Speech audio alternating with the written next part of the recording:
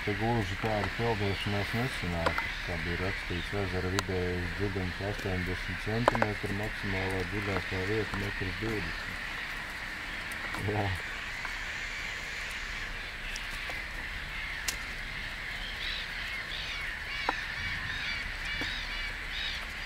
Mēs bijām tur visās malās, jā, visādas mājas privātās, tur biezās saceltas un teiksim,